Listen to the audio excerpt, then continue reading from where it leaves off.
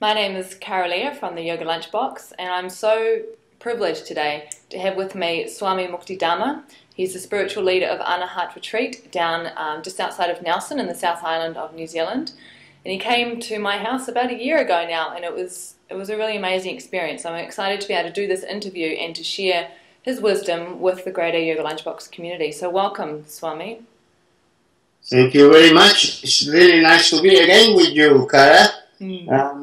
I am ready for having with you a good time through questions and answers. Now, for those of you that don't know of you yet, obviously you're not from New Zealand. Where are you from, and how did you end up in New Zealand? You know, I was born in Colombia, South America. And since I was 21 years, I met a yogi from India, Swami Satyananda. And when he saw me, he said, "What are you doing here? You are a Swami. You should come and live with me for some time in India." When he said that, okay, that was in the year 75. Yeah. And I said, yes, I will go. But then he left Colombia, and then my mind is still wondering about South America. And in the year 80, just the opportunity came and I left. And I reached there on the 3rd of March, 80.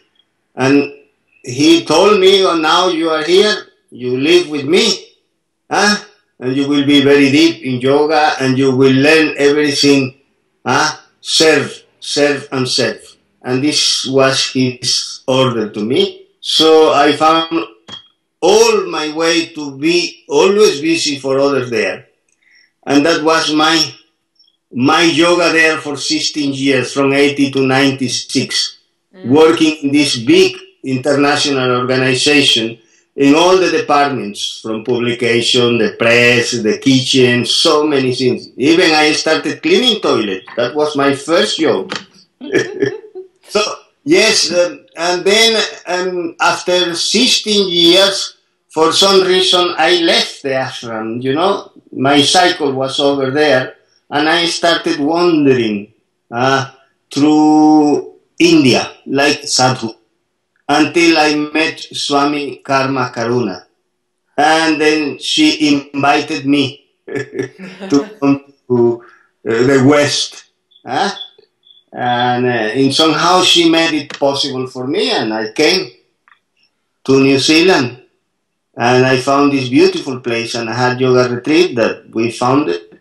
And from that time, we started our work, our mission of propagating yoga in the West, Satyananda Yoga, having as a base this beautiful country also, and spreading really Satyananda Yoga in this beautiful country. Now, there's still many people that when you say the word yoga, they're going to think that you're talking about physical postures. But when you say the word yoga, what is it that you actually mean? Yes. When I say the word yoga, I mean a science that improves all the different aspects that conform a human being. All the pieces that make us humans are put together to interrelate in a harmonious way. As human beings, we have a body, we have a mind, definitely we have energy, we have a psyche, we have emotions.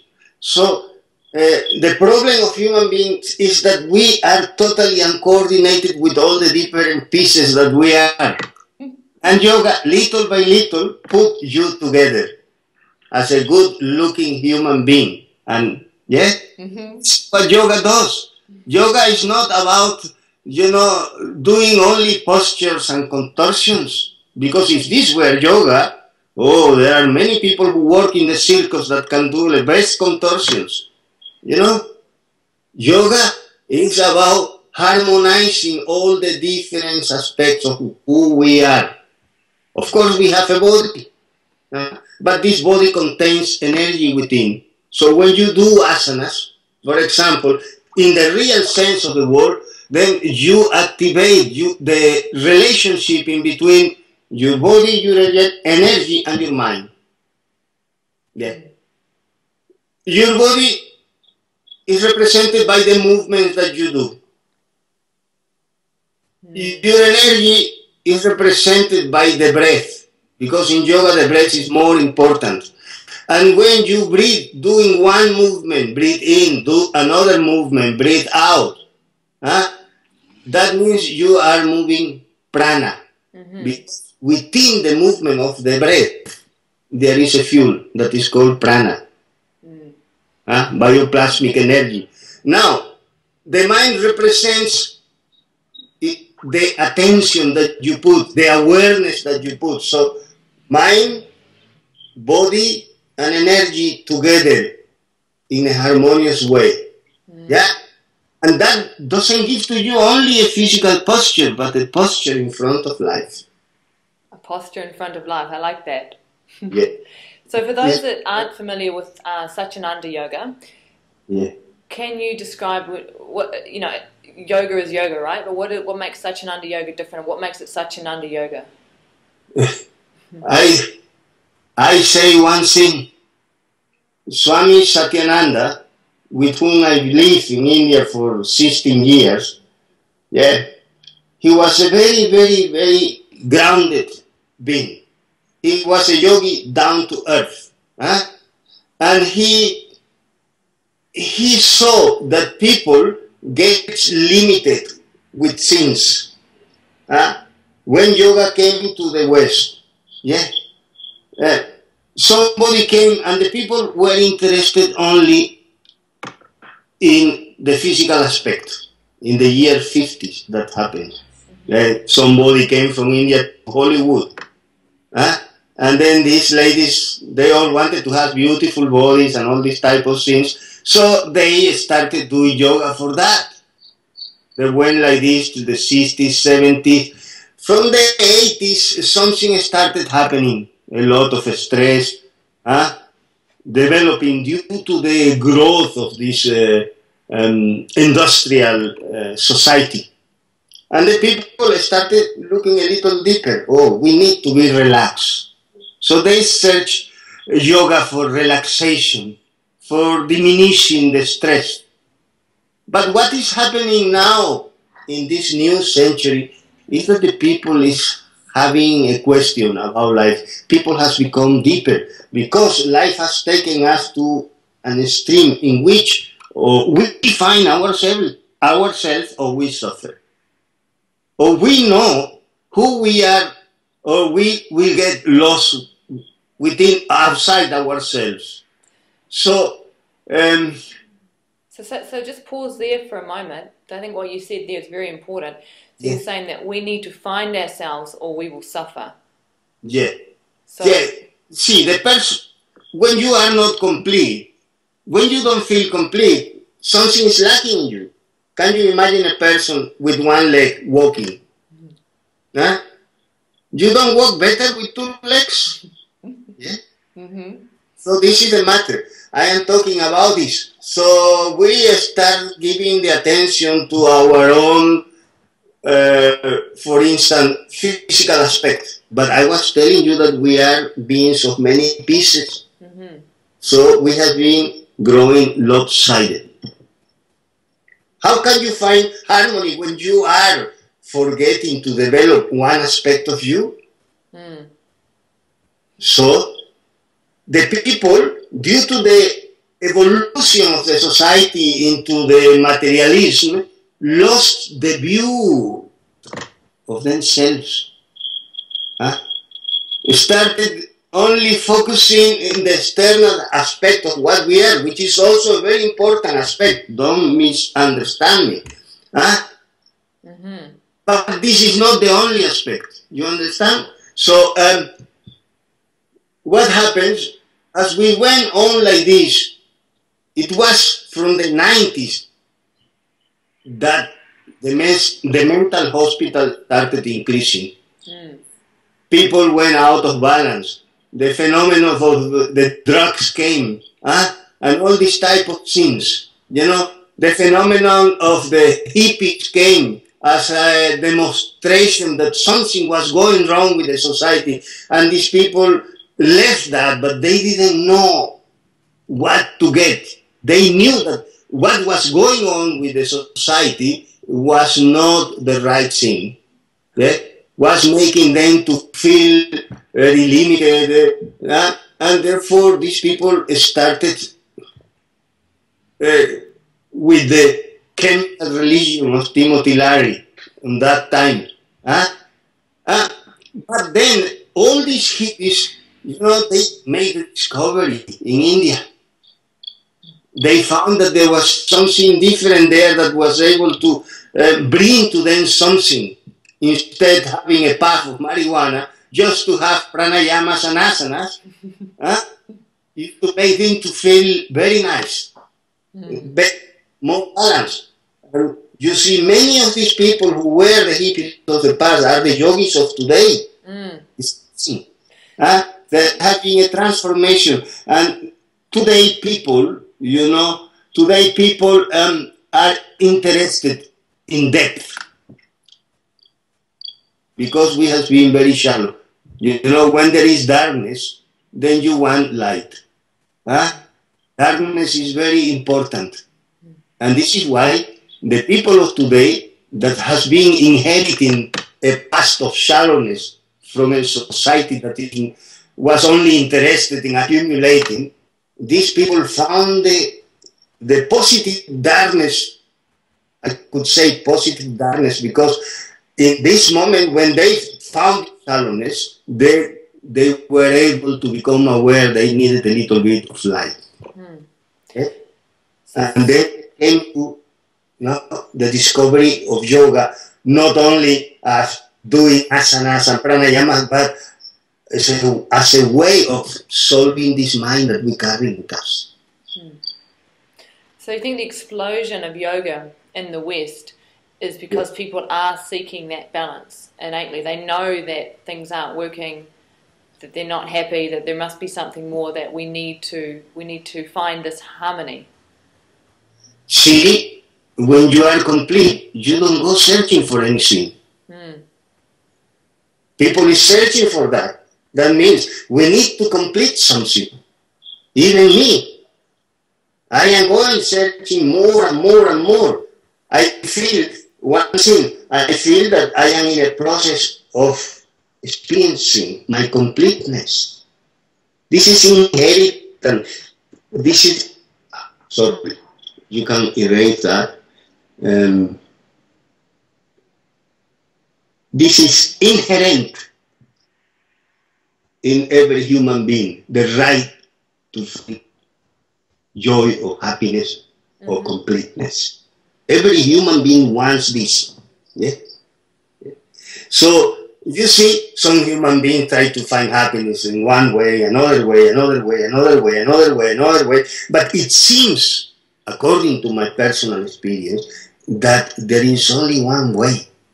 When you start looking to yourself in a deeper way. When you start widening your capacity to see yourself from a better perspective. And how does yoga help us to do that? How does it help? How does it widen our perspective so we can actually see ourselves as we truly are? Yes. I will explain to you this from the yogic point of view. See, we have two kinds of energy. We are dynamic beings, so we have to have a fuel in order to see dynamic. We eat, we have digestion, we walk. So we have a physical dynamism that is backed by a physical energy that is called prana shakti. Now we think, we have emotions. So we have another kind of energy, mental energy, that in yoga is called manas shakti. So we are a composition of these two. In order to be active beings in this planet, we have this fuel. So, but we need to regulate properly this. I'm going to put together something No, we were talking about the coming of this industrial society, and the materialism started increasing. So what happened with human beings? They used all the mental and physical energy to go behind that. Huh? So then it came a moment in which this mental energy lost frequency. It became a little bit of slow frequency. Huh? And with this slow and low frequency, we are able only to perceive the external. Mm-hmm. So we lost the ability to see those other dimensions of We life. to see and expand, because it came too much out of themselves. Then we came too much out of ourselves, you know. And then we created an imbalance. So we started utilizing all our energy for sensorial experiences. But we are not sensorial beings only. We are sensorial beings, but not only that. We have a capacity to move deeper. But for that we need this fuel also. If you spend it totally in the outside, then what you are going to do? You get flat. You get depressed. Anxious. And this is what is happening in the world today. So the people started becoming aware of this, and they came across these ancient science of yoga in a deeper way. Yeah. That happens from the year 90s. Yeah. People started becoming aware of the need of something deeper. Yeah? After you acquire all these things, material things, after you eat a lot of chocolate, and you get fed up of this. So you need to find another food. Yeah? This is what happened. And that phenomenon, it is happening now.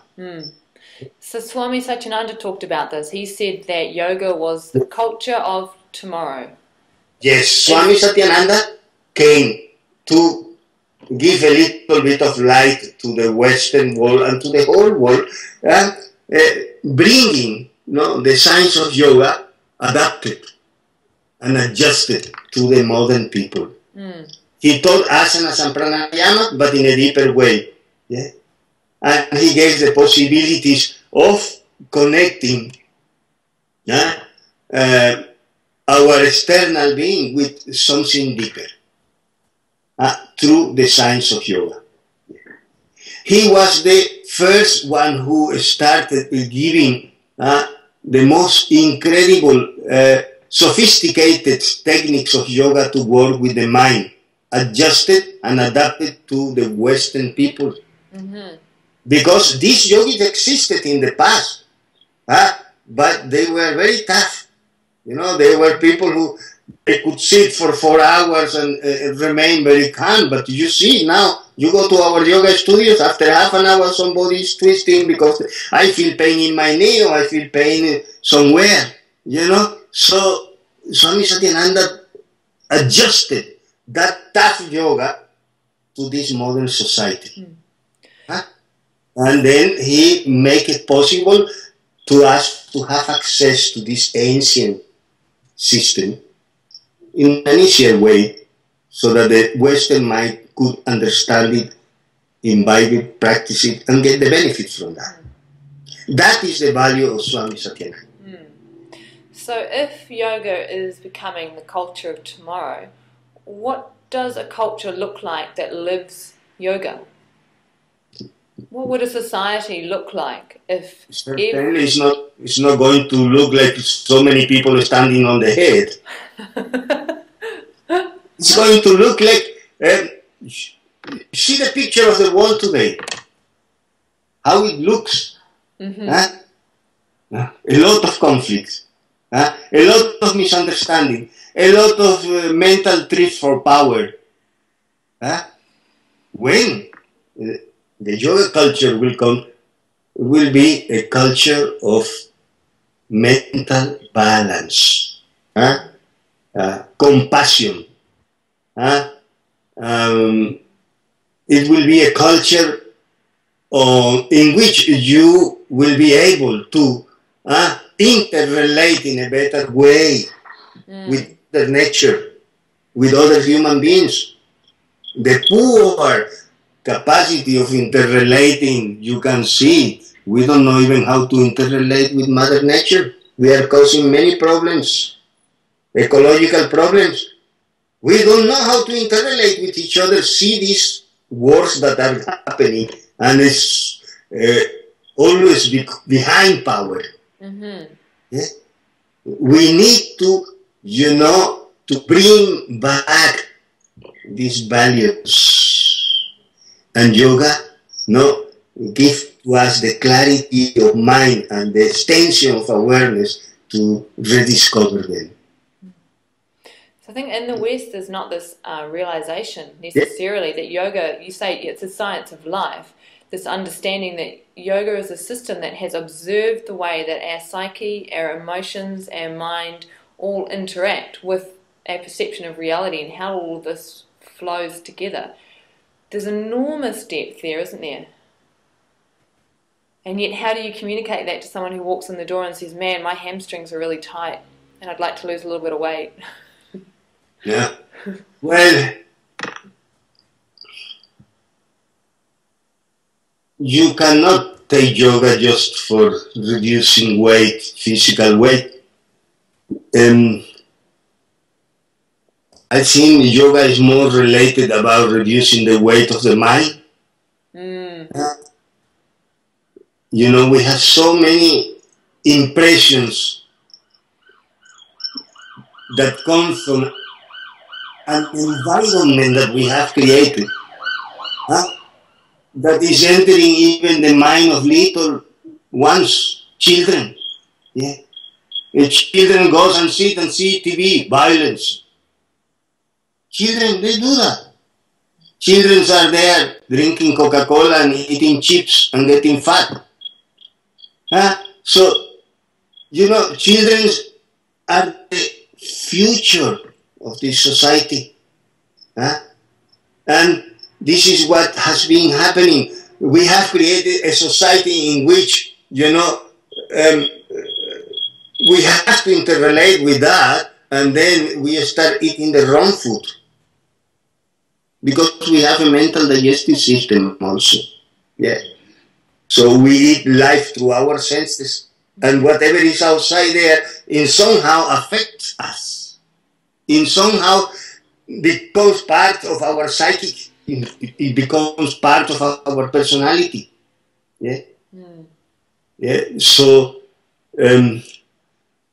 what we are trying to create now, in ancient times used to be places in which the citizens of the country used to go and forget about who they were.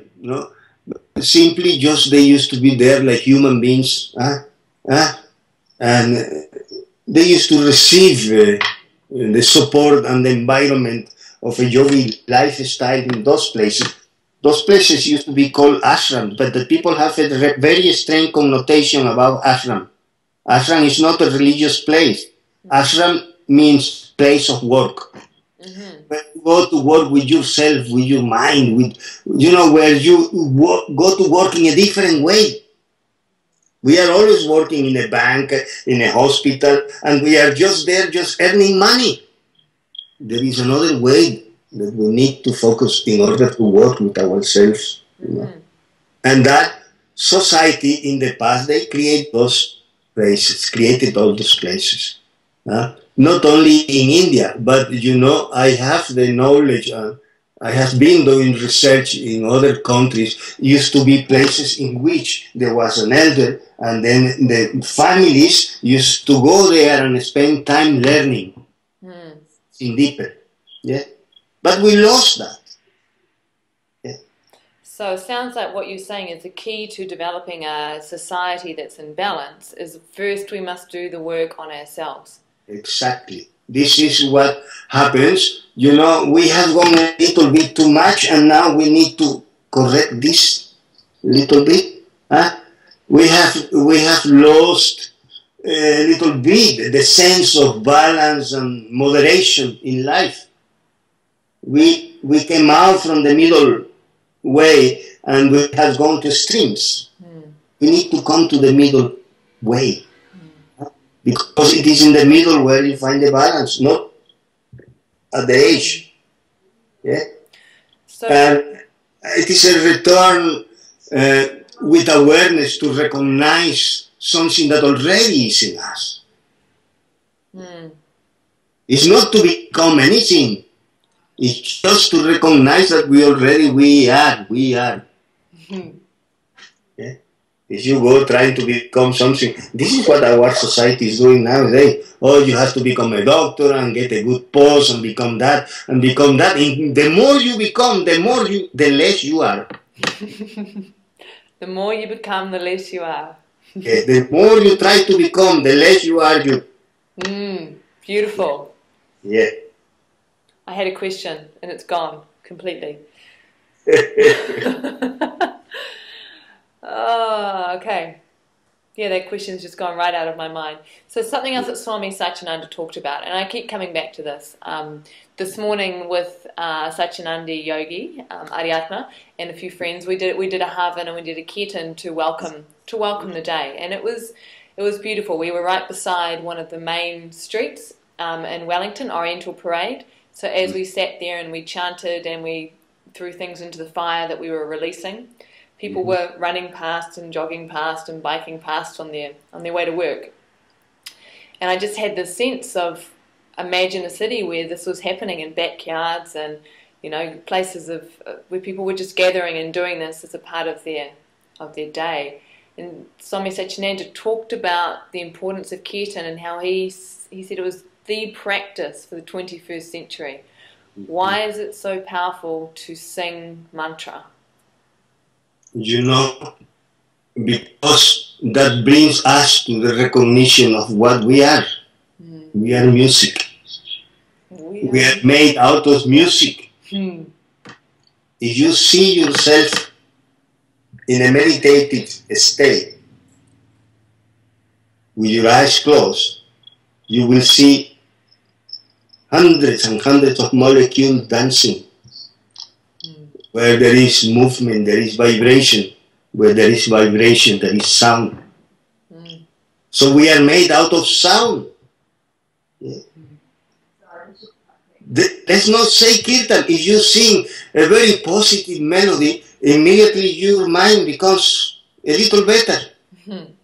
But kirtan is more powerful because most of the sounds that come out from kirtan, they are sounds from a very ancient, the most ancient language of this planet, Sanskrit.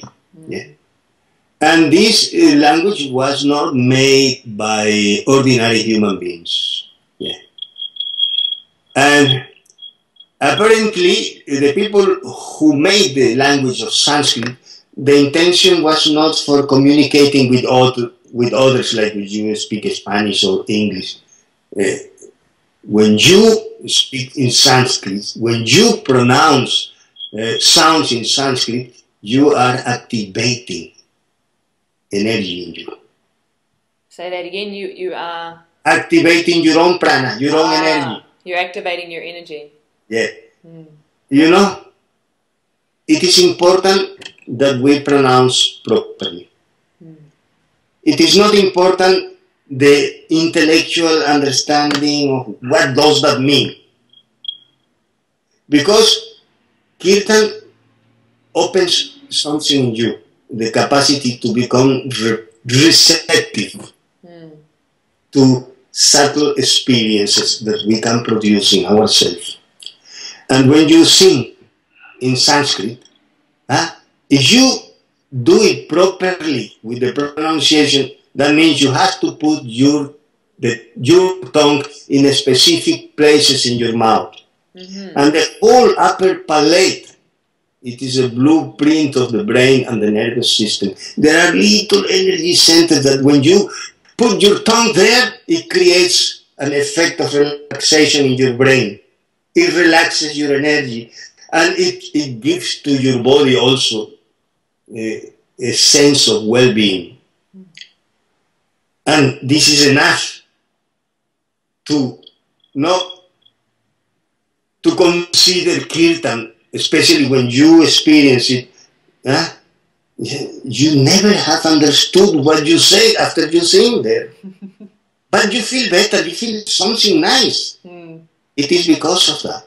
It is because you have been activating, and relaxing your nervous system and your brain with that when you sing it.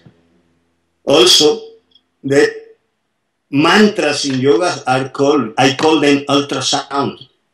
Sound of very high frequency. Yeah? They are not religious practices. They are a very scientific system. Sound is one of the most powerful things. Even science is using sound now for many things. So, these ultrasounds, these sounds of very high frequency, when you pronounce them, they interfere with the energy that you have inside in a positive way. For example, when you are chanting a kirtan, Om, Om, Om, or something like that, or Om Namah Shivaya, that has been proved that it can change the normal waves of your brain, the beta waves, that are the waves that are present in our brain when we are active outside doing things and getting worried about things, into alpha wave. Alpha waves are the waves of deep relaxation. And when you and me experience deep relaxation, we are connected. That is our language. Then we all smile to each other because we recognize each other with the same feeling. How kirtan works. You understand? That shift, isn't it? That shift in awareness from identifying with the mind to just, this is who I actually am. Exactly. So these things now has to be explained to the people because the people have a very strange idea about the yoga practices. They say, oh, these people are practicing a religion and this type of thing. And one of my main missions has been to travel around the world clearing to the people that yoga is not a religion, science. Because there's no faith required, right? You do the practice, you see the results, and you figure out what works. It's like mathematics. 2 plus 2 is 4. Practice, experience. So, when you look at the world as a yogi, and you look at what's going on right now, for many people it's a frightening time. There seems to be a lot of destruction and conflict and war, and the planet itself seems to be getting toward, a fairly precarious situation for the environment. But as a yogi, when you see all of this, what do you see for us now and maybe in the next 10 years? Or are you filled with hope? Leah, you know what happens? I am very optimistic about what is happening. It's not a tragedy. It's something good. Because it is only when people see darkness coming that they react, searching for light. You can never become aware of light if you don't experience darkness. So this is the foundation of a nice thing that is going to happen. It's a cleansing. So, when things are falling from, we see things that are falling, but no. I don't think that things are falling. I feel that we are going up. That's a beautiful message. Yes, I don't become fatalistic about, all these things are happening for a reason.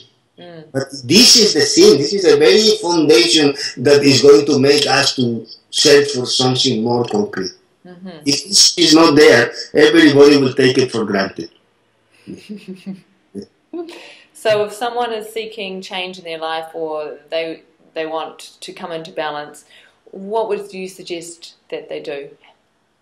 To everybody comes a moment when the change has to happen. The fruit does not fall from the tree until it does not get the right degree of ripeness. In the same way came to you the awareness about yoga or a different kind of life, and it came to me, it will come to each and every human being at the proper time. What is happening now, there is a collective moment of ripeness that is coming. And this is going to manifest, that positivity is going to manifest. I don't believe that is the end of the world. Because this Earth, as a planet, it has 75 billions of years more to exist. And the human beings will not disappear from this Earth. We are going to live about 5 billion years more. So we have to be relaxed. And this is only a phase of evolution. Yeah? Yeah? So, I don't see things in a fatalistic way. Like some people in America say, oh, it's the end of the world, year 2012. Oh my God, tsunamis and all this. Forget about this. Yeah. I feel that, things are happening in the way they have to happen. And since when they are happening, they have a reason why they are happening. There is nothing catastrophic. Everything is interrelated for the best. Beautiful. Thank you.